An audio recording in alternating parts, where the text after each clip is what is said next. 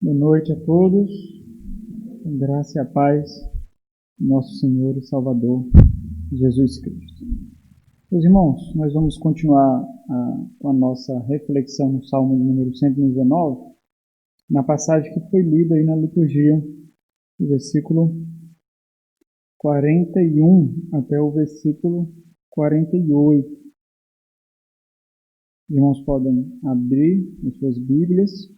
Nós temos observado o Salmo 119 a partir de um tema. Nós temos observado um distintivo daqueles que amam o Senhor, um distintivo daqueles que são justos. Eles amam a lei de Deus. Essa tem sido a nossa série, essa é a mensagem número 6. Se os irmãos perderam alguma mensagem, todas estão no YouTube, os irmãos podem assistir. Bom, quero iniciar com os irmãos tratando de um tema que às vezes não é muito bem compreendido quando nós pensamos no Antigo Testamento, principalmente no que se refere a missões, né, a alcançar outros povos. É difícil realmente pensar em missões no Antigo Testamento. É algo não muito fácil de se fazer. Mas como nós encontramos aqui esse tema, vamos ver como ele se encontra no contexto do Antigo Testamento e eu quero pontuar para os irmãos. Mas antes disso, se vocês pararem um pouquinho para prestar atenção nessas duas séries que eu tenho trazido para os irmãos vão observar que ambas abordam e aprofundam os mesmos aspectos temáticos, embora de diferentes formas. Por exemplo, na série que nós temos estudado no Sermão do Monte, nós estamos vendo o caráter cristão, aquilo que constitui o caráter cristão e como ele se manifesta nesse mundo, como ele, de alguma forma, revela o mundo por vir, através de nós. A forma como nós vivemos, aquilo que nós cremos, nós revelamos alguns aspectos do mundo por vir. No Salmo número 119, que é essa outra série que nós continuamos hoje, nós temos abordado um aspecto muito específico desse caráter cristão. Nova criatura, o cristão, ele ama a lei de Deus, mas não somente isso. Nós estamos vendo o que significa amar a lei de Deus. Parece algo muito abstrato quando nós nos referimos a algo que nós amamos, a alguém que nós amamos. Então, nós precisamos enxergar alguns testemunhos disso. Nós precisamos enxergar algumas características que descrevam, que demonstrem para nós que nós realmente amamos. Não somente para nós testemunharmos diante de outros, mas para nós avaliarmos a nós mesmos. Nós consultarmos, como nós vimos no último sermão aqui dessa série, para nós consultarmos o nosso próprio coração, para inquirir o nosso coração, nós estivéssemos enquadrando aí o nosso coração, para então analisar, avaliar se realmente é um amor segundo a palavra de Deus. Então, isso quer dizer que quando nós nascemos outra vez, junto com a nova natureza que nós recebemos, existe um forte anseio pelo Senhor e um forte anseio pelo mundo por vir. Nós passamos então a anelar, a desejar profundamente em alguns aspectos diferentes as realidades que nós conhecemos, tanto do rei como do reino. Nós desejamos cada vez mais nos encontrar com o rei. E nós desejamos cada vez mais também o reino desse rei. Nós anelamos, por exemplo, para um dia onde nós não mais verteremos lágrimas de dor, de sofrimento, de angústia. Nós esperamos ansiosamente por essa era em que nós habitaremos para sempre, de uma vez por todas, com o nosso Rei. Então, através desses anseios, nós demonstramos para aqueles com quem nós convivemos alguns aspectos desse rei, alguns aspectos desse reino. Através de nós, eles podem, por exemplo, contemplar alguns vislumbres do que significa o novo céu e nova terra, do que significa esse reino tão maravilhoso do qual nós somos embaixadores. Então, nós demonstramos isso de alguma forma. Às vezes mais timidamente, outras vezes de forma mais ousada. Triste é quando nós analisamos a nossa vida, quando nós olhamos para o nosso testemunho e não conseguimos encontrar aspectos mais amplos desse testemunho, dessa proclamação, dessa atividade de ser embaixador de outro lugar. Isso nos leva, meus irmãos, a viver ainda nesse mundo, mas como se nós vivêssemos num campo minado. Nós caminhamos aqui, nos desviando das minas, como se nós estivéssemos num campo minado.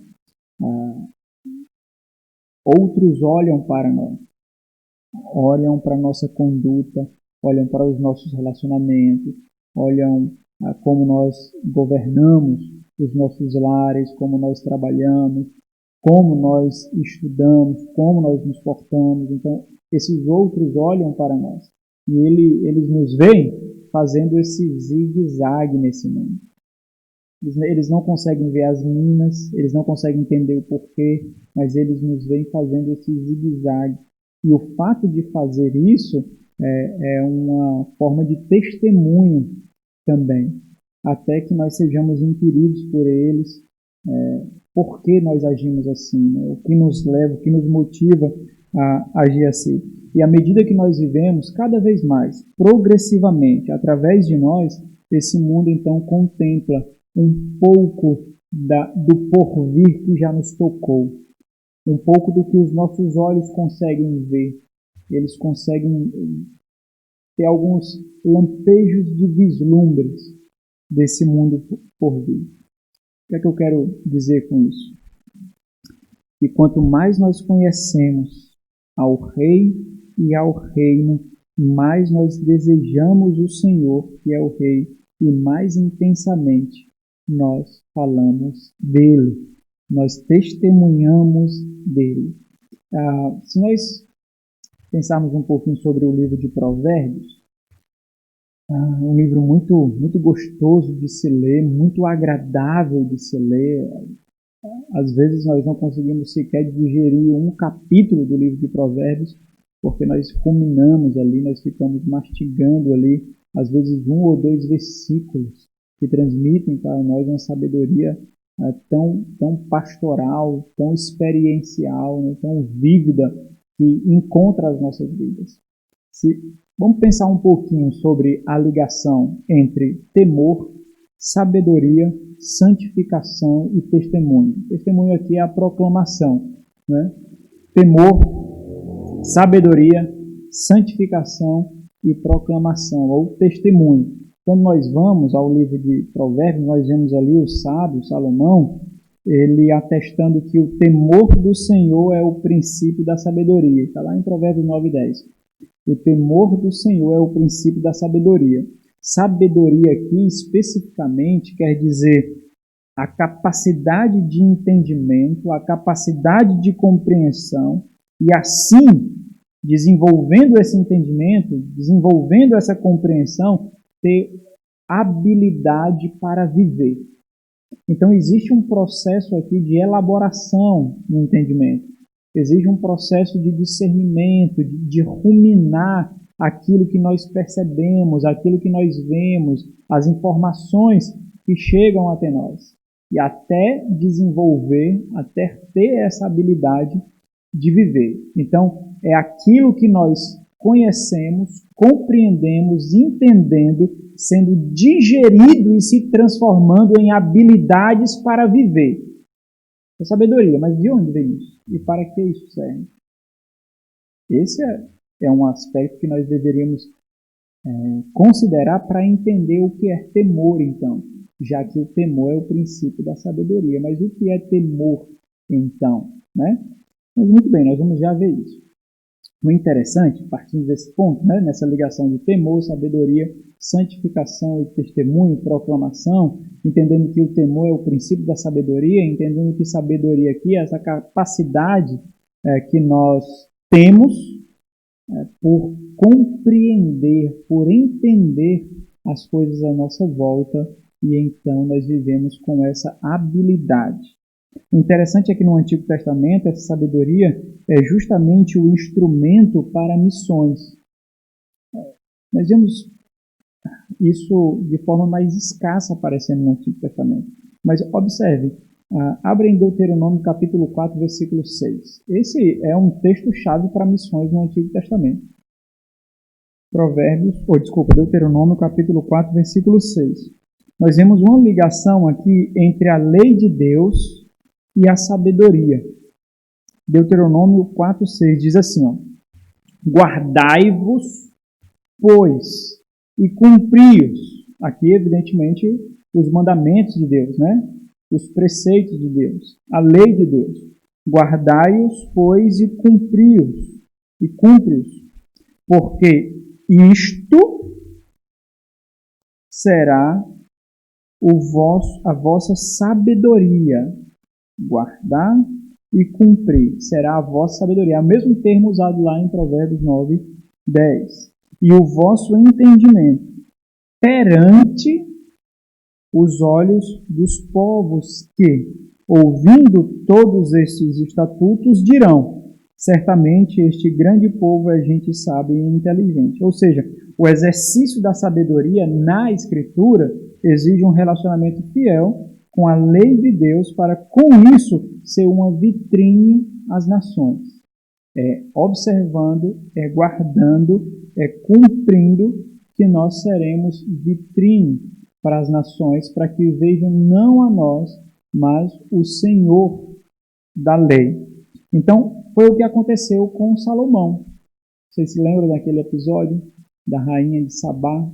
Primeiro livro dos Reis, no capítulo 10.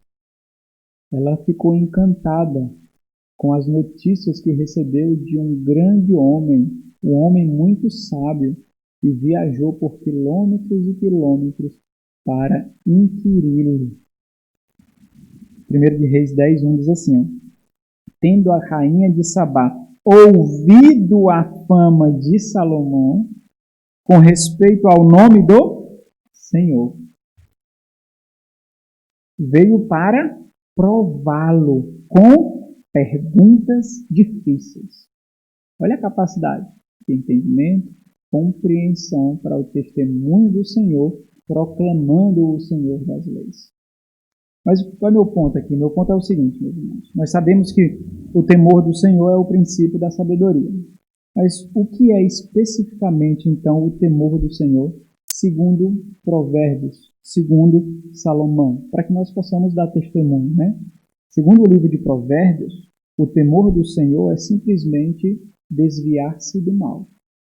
Isso é o temor do Senhor. Desviar-se do mal. Mas como nós sabemos como nos desviar do mal? Guardando os preceitos do Senhor. Observando, entendendo os preceitos do Senhor. Então, isso nos leva à mensagem de hoje. O que é que essa porção do Salmo número 119 nos ensina sobre um aspecto da nova criatura com relação à lei de Deus? A nova criatura anseia justamente por isso. Por esse processo, por esse conceito, por esse princípio de compreender, desejar e proclamar.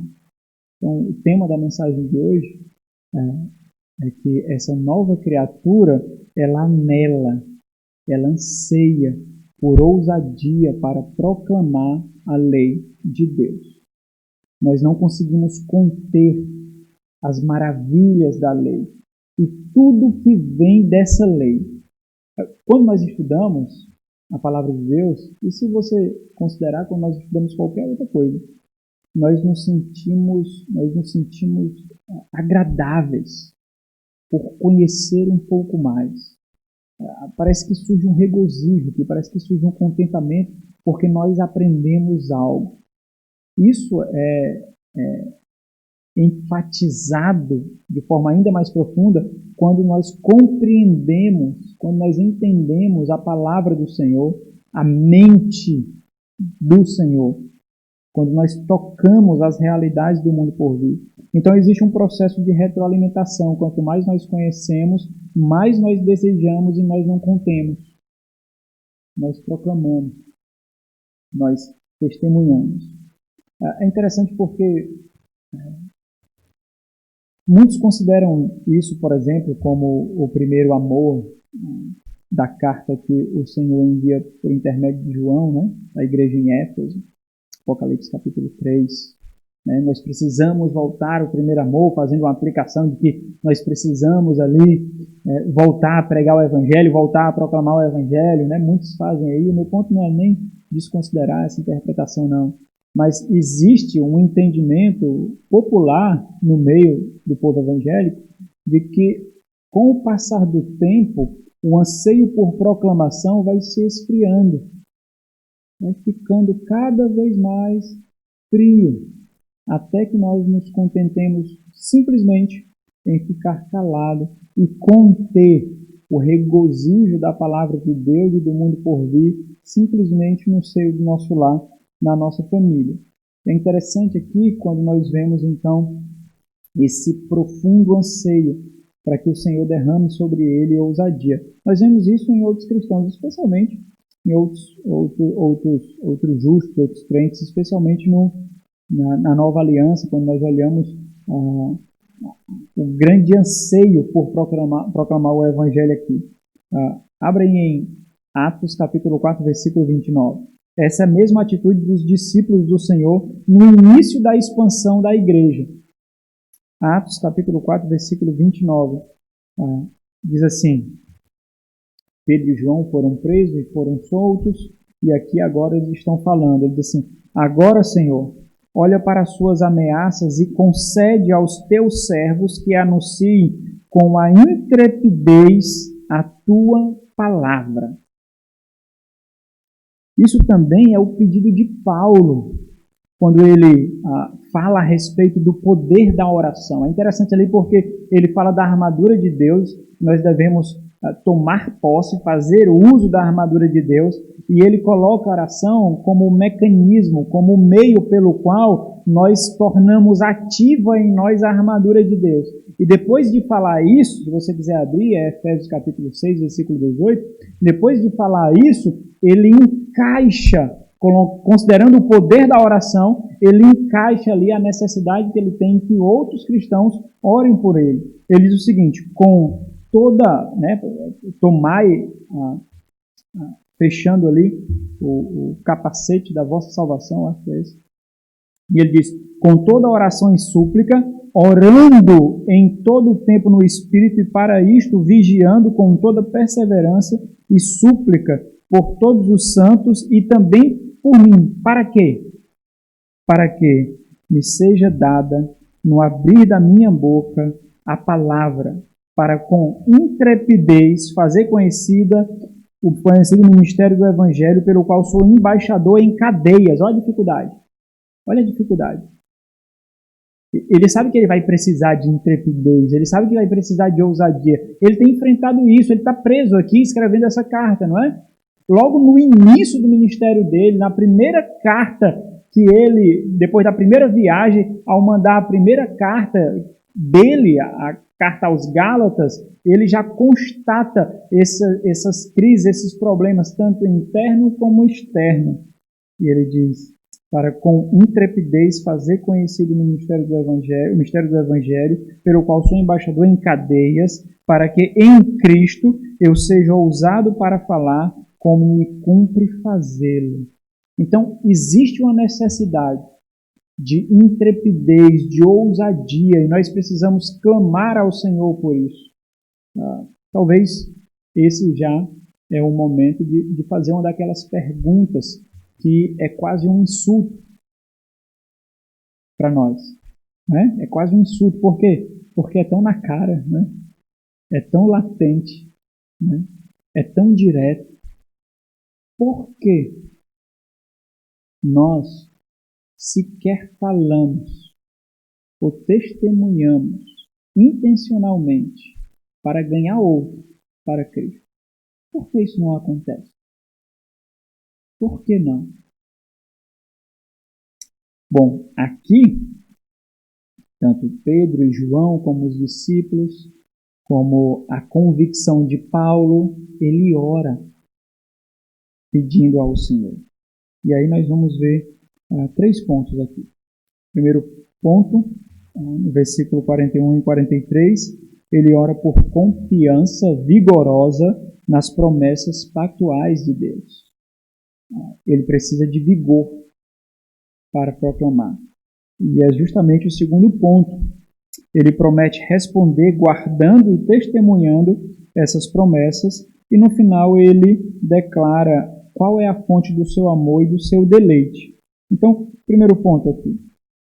Primeiro ponto do salmista. Primeiro aspecto da oração do salmista, a partir do versículo 41. Ele ora pedindo confiança ao Senhor. Confiança nas promessas pactuais de Deus.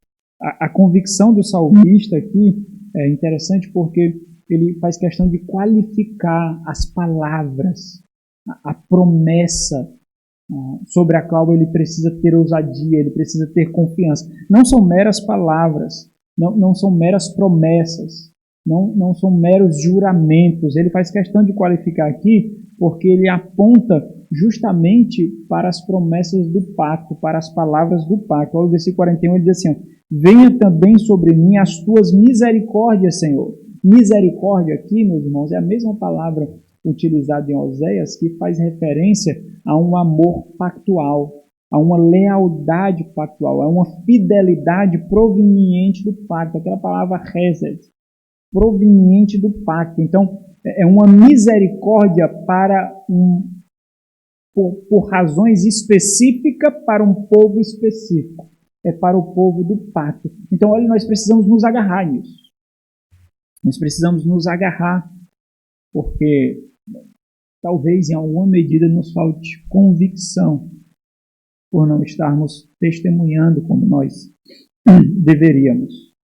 O que é que ele está dizendo aqui? Venha também sobre mim as tuas misericórdias, Senhor, e a tua salvação segundo a tua promessa. Ele está dizendo, de uma forma diferente, clamando ao Senhor para que o Senhor cumpra as promessas dele nele. Lembra do contexto aqui do Salmo 119? Ele estava enfrentando, uma medida ou outra, ele estava enfrentando perseguição, ele estava enfrentando a desaprovação daqueles que estavam ao seu redor, calúnias, difamações, estavam sendo lançados sobre ele injúrias. Então, ele está olhando para tudo aquilo que Deus prometeu. Lembra lá do Salmo de número 1. Como o Salmo descreve o bem-aventurado. E é interessante porque ele parece suscitar justamente aquilo que está contido no Salmo número 1. Tu prometeste. Cumpre em mim as tuas promessas. E aí, meus irmãos, nós podemos aqui apontar para o Salmo número 1 para entender essas promessas. Então, para ele, a intenção dele aqui é que ele tanto seja um testemunho vivo, quanto que as suas palavras tenham vigor por conhecer e experimentar, para que eles possam proclamar, para que ele possa proclamar a palavra de Deus com convicção. Olha o versículo 2. E sabereis responder aos que me insultam, cumpre em mim, e saberei responder aos que me insultam, pois confio na tua palavra. Isso por quê? Porque justamente ele tem experimentado perseguição, reprovação, insulto, calúnias, e é como se a alma dele estivesse sendo machucada ali. E ele clama ao Senhor para que isso não mate nele a ousadia. E aí, para entender melhor o versículo 2, 42, a gente pode inverter. A segunda parte nós lemos como a primeira, para nós entendermos algum aspecto ali. Se você prestar atenção, a primeira parte tem um aspecto mais de algo a ser cumprido ou futuro, embora a língua hebraica ela não tem nem presente nem futuro, né? Ela tem perfeito e imperfeito, então são os aspectos que constituem ali a oração, que nós entendemos se ali faz parte de algo que ainda irá acontecer ou de algo que já aconteceu, né? Mas se nós invertermos aí, nós compreendemos melhor. Ele vai declarar a confiança dele na promessa, nas palavras de Deus. E depois, então, ele suplica ao Senhor, quando ele diz: pois confio na tua palavra e saberei responder aos que me insultam. Segundo João Calvino, meus irmãos, nós poderíamos ler esse trecho da seguinte forma. E aí, João Calvino, ele fornece para nós uma paráfrase da intenção do salmista. É como se o salmista estivesse dizendo assim: ó Senhor, visto que tenho confiado em tua palavra, concede que minha boca rejeite com toda ousadia as calúnias que pronunciam contra mim. E não permitam, por quê? Porque são mentiras, são mentirosas. Tanto calúnias de destruição, como agoros contra ele, ou como palavras de morte contra ele, né? Calúnias que pronunciam contra mim, e não permitas que me mantenha em silêncio. E aí, por isso que ele pede ousadia. Quando me cumulam com opróbrio imerecido. Então, ele clama ao Senhor no versículo 43, diante dessa compreensão. E ele diz o seguinte: não tires jamais de minha boca a palavra da verdade. Por isso que ele pede vigor ao Senhor. Por isso que ele pede ao Senhor a força da sua própria palavra para que ele não se cale, mesmo diante daqueles que insultam. Porque aqueles que o insultam e que não conhecem o Senhor, ele é o testemunho do Senhor para eles. Ao invés de responder com silêncio aos insultos, ele responderia então com a firmeza de um crente e com a palavra de Deus. Versículo 43 diz: não tire jamais de minha boca a palavra da verdade. E aí, mais uma vez, a gente pode inverter quando ele diz: pois tenho esperado nos teus juízos. Eu tenho esperado nos teus juízos, então não tires jamais da minha boca a palavra da verdade. Qual é o ponto aqui? Ele sabe, meus irmãos, que nada mais é tão verdadeiro e tão confiante do que as promessas pactuais de Deus. Ele pode não ver, ele pode não experimentar nesse momento, mas isso não faz com que ele não ore. Daí ele clama ao Senhor. Talvez ele tenha experimentado mesmo alguns aspectos disso. Ele está ficando cabisbaixo, o semblante está caindo, ele não falava do Senhor como falava antes. Talvez ele ficou intimidado diante de poderosos, diante de reis, diante de autoridades. E aí justamente ele vai fazer referência a isso aqui. O ponto dele é que nem perseguição, nem sofrimento, nem tribulação tem poder para matar o seu coração. O coração aqui é aquele que é inclinado dele para Deus, né? E aí, eu não sei como você compreende isso, mas eu já observei várias vezes aqui, e esse texto parece deixar isso também claro, é que nós vemos uma espécie de barganha aqui, quando nós vemos o salmista orando a Deus. Dá-me isso e farei aquilo. Existe uma espécie de barganha aqui. O ponto é que é uma barganha diferente do que nós conhecemos. Quando nós pensamos em barganha, nós nos colocamos como beneficiários. Aqui, tudo funciona ao redor do Senhor. O foco aqui é o Senhor. Não é que ele quer se livrar das perseguições, é que ele quer testemunhar do Senhor perante outros. Ele não quer ficar com as palavras, não é que ele quer ficar com as palavras dele presa, ele não quer conter as palavras do Senhor. E aí então vem a promessa dele, no versículo 44 e 46, ele promete guardar e testemunhar dessas promessas que ele pede para o Senhor reavivar no coração dele. E esse parece ser o foco de todo esse bloco. Ele fala um pouquinho sobre esse ato de testemunho ou proclamação no versículo 42 e fala também no versículo 43, a ideia de tornar conhecida a lei de Deus. Então, quando o Senhor responder, Quando ele se sentir revigorado, quando ele se sentir restaurado, quando ele experimentar isso, então ele vai proclamar. Aí ele promete algumas coisas. Aqui, ó. Observarei, versículo 44. Andarei, versículo 45. Versículo 46, falarei. E versículo 47, ele diz, terei prazer. O meu foco aqui, claramente, é o versículo 46, quando ele diz, também falarei dos teus testemunhos na presença dos reis. Mas ele constrói aqui uma escada. Versículo 44, versículo 45, até ele chegar no ato de testemunhar. Essa palavra precisa fortalecê-lo, precisa restaurar nele a convicção. É o que ele diz no versículo 44, versículo 45. Ele diz assim, assim observarei de contínuo a tua lei, para todo sempre. E andarei com largueza, pois me empenho pelos teus preceitos. E aqui, meus irmãos, um destaque importante aqui a fazer. Para os salmistas, a semelhança da minha introdução, eu não quis colocar para todo o povo hebreu, né? Porque nós temos muitos testemunhos ruins no povo da aliança do Antigo Testamento, né?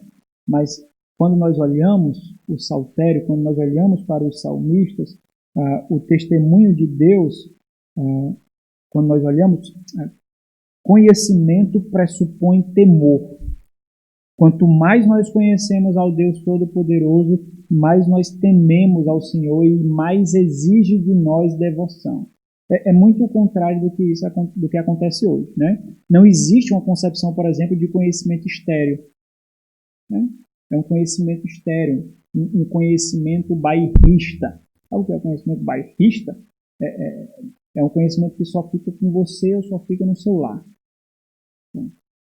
Ele só serve para você, só serve para a sua casa, só serve para os seus, para a sua família. É um conhecimento que não leva outros a nascer, não leva outros a desejar, não leva outros a conhecer. E aqui agora o salmista, então, ele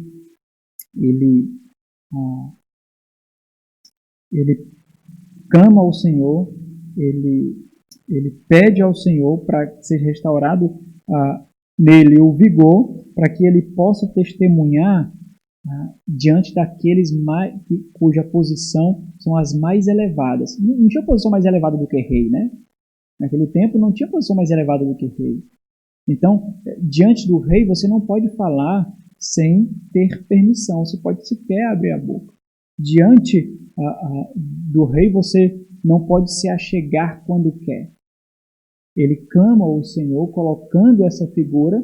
Se ele tem vigor e força e convicção para falar isso diante de reis, ele também fará isso diante de todos os outros, né?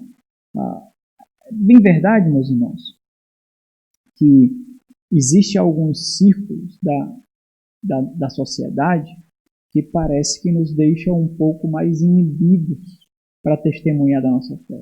Existem pessoas com quem nós conversamos algumas vezes, com quem nós nos encontramos algumas vezes, que nos deixam um pouco mais inibidos. Parece que no fundo, nós ficamos com vergonha de falar da nossa fé. Sabe quando você fica com vergonha de almoçar com alguém, você vai ter uma refeição com alguém, e de repente é o seu patrão, é o diretor, não sei o que aí, e de repente algo que você já tinha tanto costume de fazer, naquele momento você não faz. De repente você tem costume de orar antes da refeição. E naquele momento você não ora, você se intimida, você fica com vergonha. Sendo que talvez ali a oração seria já um início de um testemunho da sua fé. Mas você não faz, né? De repente você aceita até alguns comportamentos, aceita até escutar algumas piadas, aceita até algum tom de conversa, porque você fica encabulado, porque nós ficamos envergonhados. E existe alguns círculos, parece, que torna isso mais evidente. Então, ele promete ao Senhor: me dá vigor, não para que eu vença as minhas tribulações, não para que eu passe nas minhas lutas, não para que eu seja simplesmente libertado, mas para que eu ouse falar da tua palavra. Olha o anseio dele aqui, quando ele diz: também falarei dos teus testemunhos na presença dos reis. Testemunho aqui é um sinônimo para para juízo, para promessa, para palavra, para decreto, para preceitos, né? É a lei de Deus, é a palavra do Senhor. E não me envergonharei. Talvez ele está se envergonhando. Talvez ele está encabulado. E o interessante aqui, meus irmãos, é que ele clama a Deus observando justamente isso, né? Parece que acontece algo conosco em que isso não se torna mais evidente. Parece que nós não somos mais testemunhas como nós éramos. Algo muito peculiar, por exemplo, no início da igreja. No início da igreja primitiva, no tempo da igreja primitiva, algo muito peculiar era o testemunho. É tanto que se tornou até nome daqueles que morriam pela fé, os mártires, né? Os mártires. Eles são o quê? Testemunhos. Eles são testemunhos, não deles, de outros, né? Ele sabia que eles não podiam dar testemunho de si mesmo, né? E aí nós chegamos aqui no último ponto. Por que ele faz isso? Porque ele clama ao Senhor pedindo ousadia, não por ele. Porque ele clama ao Senhor pedindo convicção, pedindo restauração do seu vigor, não por ele. Diante disso, ele promete observar a lei de Deus e falar diante de poderosos dessa lei. Por que ele faz isso? Versículo 47, 48, ele declara então que ele faz isso. Ele faz isso por adoração. Ele faz isso porque, da forma que ele adora o Senhor, a forma que ele ama o Senhor, ele quer levar outros a adorá-lo, quer levar outros a amá-lo. Como? Amando a sua lei, observando a sua lei, observando a sua palavra. A palavra aqui é tanto a sua fonte de deleite, como nós já vimos outras vezes, como é fonte de meditação. Então, para o salmista, meus irmãos, a nova criatura ama a palavra do Senhor, porque a palavra do Senhor é o seu manual de instrução para uma vida abundante. Lembra lá do Salmo número 1? O Salmo número 1 fala dessa vida abundante, né? E o justo tem uma vida abundante, ele é como uma árvore junto a correntes de água, ele tem uma vida abundante. E o manual de Deus para ele, para que ele tenha uma vida abundante, é justamente a palavra do Senhor. E ao nós vermos isso, nós não consideramos que o salmista está pensando em qualquer possibilidade de peso, sobrecarga, desconforto. Ele só quer uma coisa: ele quer ter o vigor dele renovado para proclamar essa palavra. Olha o versículo 47, quando ele diz: terei prazer nos teus mandamentos, os quais eu amo. Eu acho esse jogo de palavras muito interessante aqui, porque ele afirma que ama, mas parece que por alguns instantes o prazer se esvaiu dele. Mas ele ama. Mas parece que nesse instante o prazer não é tão ardente para com a palavra de Deus. A gente passa por momentos assim, né? Só que quando a gente clama ao Senhor, a gente pede para passar por isso e não para revigorar a nossa ousadia para proclamá-lo, né? Diferente do que acontece aqui. Nós podemos inverter também esse versículo, né? Os quais eu amo e terei prazer nos teus mandamentos. Então, veja aqui que para o salmista, missões aqui, e eu estou colocando uma palavra fora do tempo deles, né? Mas proclamar diante de outros a palavra de Deus que mostra esse Deus é um ato de deleite, é um ato de adoração. Versículo 48, ele diz: para os teus mandamentos que amo, mais uma vez atestando, levantarei as mãos, talvez como um sinal de oração, de louvor e exaltação a Deus, e meditarei nos teus decretos. O resultado dessa meditação, meus irmãos, é que ela não pode ficar contida. Ela precisa tornar a fonte dessa meditação conhecida. Para a gente finalizar, então, a conclusão é uma pergunta. Será que nós não deveríamos orar por ousadia para proclamar a palavra de Deus, como faz o salmista aqui? Quando nós olhamos para as nossas vidas, nós vemos ela em níveis variados, mas maciçamente muito confortáveis. Quando nós pensamos em proclamarmos, nós pensamos muitas vezes como uma das principais barreiras o desconforto, a vergonha, a timidez. E aí muitas vezes nós colocamos como obstáculo quase intransponível na nossa mente a falta de oportunidade. Talvez nós precisamos orar, sim, para que seja fabricado por nós mesmos as oportunidades. Ou que não esperemos as oportunidades aparecer. É justamente por isso que nós precisamos de intrepidez, de ousadia, para não pararmos diante das barreiras que nós mesmos construímos. Vou ler uma citação aqui para terminar, do John Stott, que o pastor John Piper cita no livro Alegrem-se os Povos. Ele diz o seguinte: devemos ser zelosos pela honra do seu nome, nome de Deus. Ficarmos incomodados quando essa honra, permanece desconhecida. Feridos quando essa honra é ignorada. Indignados quando é blasfemada. E todo o tempo ansiosos e determinados para que ela receba a honra e a glória que lhes são devidas. Talvez, meus irmãos, uma das maiores evidências do nosso egoísmo seja a nossa falta de testemunho perante aqueles que não conhecem o Senhor. Talvez uma das maiores evidências do nosso ego seja justamente a falta de evangelismo, a falta de proclamação desse Senhor. É quando o nosso egoísmo ele incha um pouquinho mais e diz respeito não somente a nós, mas acomoda o nosso cônjuge, os nossos filhos, a nossa família e, no máximo, a nossa igreja. Então, nós nos acomodamos com isso aqui, nós gostamos disso daqui. Então, nós não precisamos de nenhuma conferência de missões para proclamar o Evangelho. Nós não precisamos de nenhuma conferência de evangelismo. Nós não precisamos ser empurrados para isso. Nós precisamos simplesmente sair da comodidade do nosso ego e tornar conhecido para que mais pessoas adorem aquele a quem nós adoramos. Que o Senhor nos conceda a graça de fazermos isso. Vamos orar?